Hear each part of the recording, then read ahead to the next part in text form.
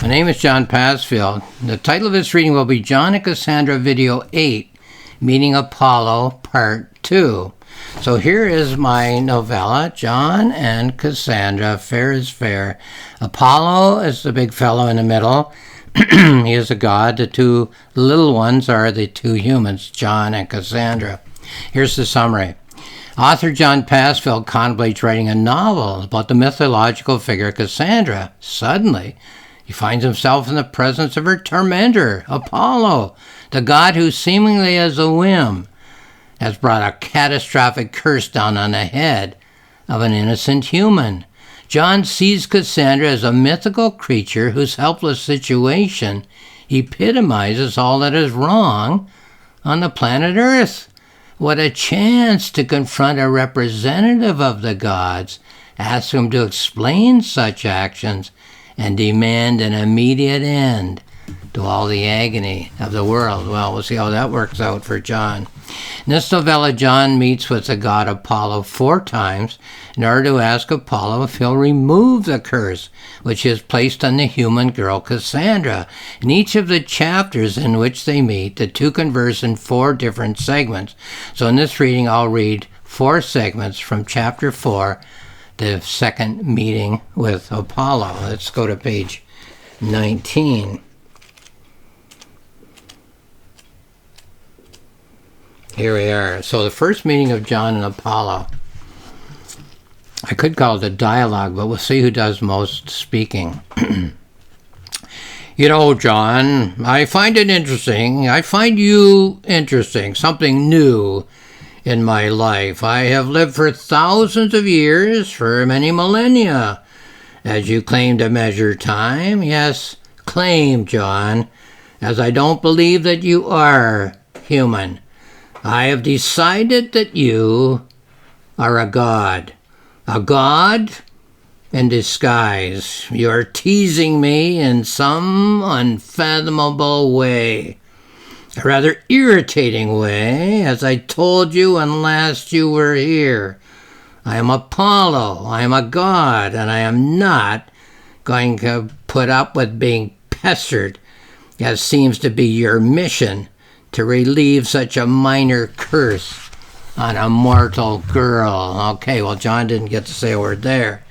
Second segment of this encounter of John and Apollo. Do you realize what I did for her? I gave her a power that no other human has ever had. I gave her the power to see into the future, to see seeds as mighty oaks, to see mountains as grains of sand, and grains of sand as mighty mountains, to see rain when there is sunshine, and to see sunshine when there is rain.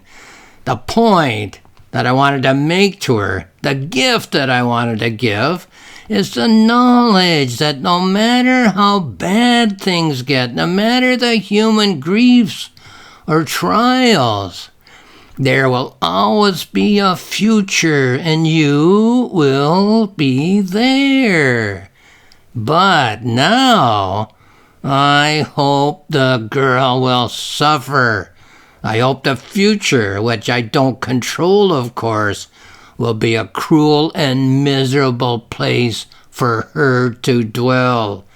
May her future be dark until the end of her days. Well, again, a dialogue between the two. John doesn't get to say a word. Let's look at the third segment of the meeting between John and Apollo. John the human, Apollo the god. Look, let's put this in a nutshell, John. A mortal girl, this girl, Cassandra, was lucky enough as a human to find that she was attractive to one of the gods. And not just any god, not a god of brute force or of trickery or one of those other unattractive forces, you understand, but the sun god, the brightest, handsomest, most brilliant of all the gods, the son of Zeus and Leto, if you will. This put her in line to be the recipient of a cornucopia of supernatural benefits. And then what happened? What did this silly, ungrateful, empty-headed girl go and do? Oh, let's be blunt, John. Let's be blunt. She shunned me, rejected me, gave me the heave-ho, turned me down. She weighed me in the balance as if I were just another human. She didn't consider that she was dealing with one of the gods. But you know what's even more disappointing, John? What thrust has pierced my armor? What still bleeds as an unbandaged grief? To think that I chose her. I of the discerning judgment, of the eye that outsees the hawk that circles with deadly intent above the fields. That I chose a girl to admire who was completely unworthy, who I thought of as someone special, almost it seemed to me a female god, but who was merely a dim-eyed human, a limited, shallow, imperceptive human female after all, who looked at me, the sun itself, while wearing a blindfold, who chose to walk in the dung on earth instead of riding through the air on the arm of a god. Oh, John, I felt so foolish. She lit the fires of hatred in me. It was the gossip of the gods in the heavens. People on earth found out as well, to be humiliated by a slip of an earthling girl. There are issues of personal essence here. There is measurement at the core.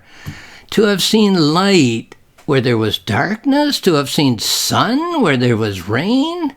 So whose, John, was the greatest failure of judgment? Hers or mine? And then the last segment in this chapter of John the human and Apollo the god meeting.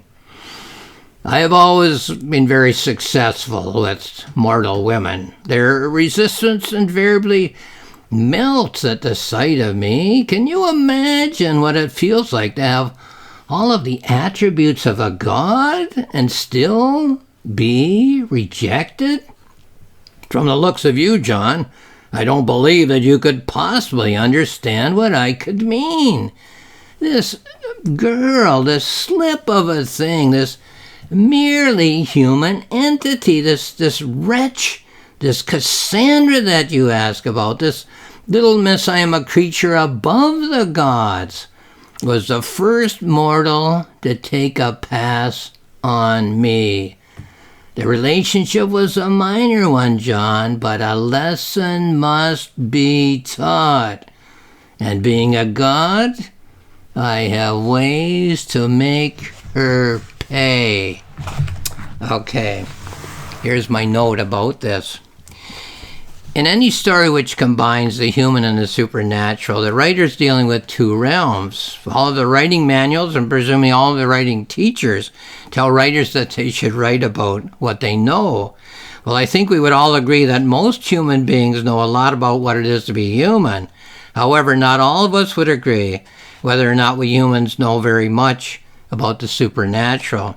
So this is where we find a split in the writers who choose to write about this interaction between the human world and the supernatural world. Number one, writers from one branch write about the supernatural world as if they have absolute certainty about what the higher powers are thinking. They tell us exactly what the purpose of human life is here on earth in terms of the aims and expectations of the higher powers. But number two, while other writers refrain from telling us with certainty what the higher powers are thinking in terms of their interaction with humans here on earth, what these writers do is speculate as to what might be an explanation of the relationship between the humans and the higher powers. So two ways to write about the supernatural.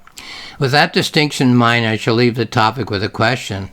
If you have read this book, John and Cassandra Fair's Fair, in which of these two camps do you think the writer of this novel, me, John Pasfield, places himself? So here is the novella again, John and Cassandra Fair's Fair.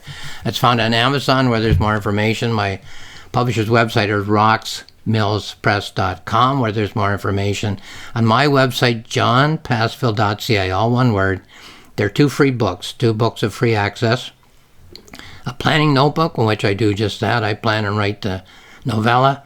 And, excuse me, a journal of response, in which I write about all the topics that I think the novella is raising as I'm polishing the novella for a month or 6 weeks. So have a look at johnpasfield.ca if you'd like to dip into either of those books for free. And lastly, I'll just say thank you for watching this video.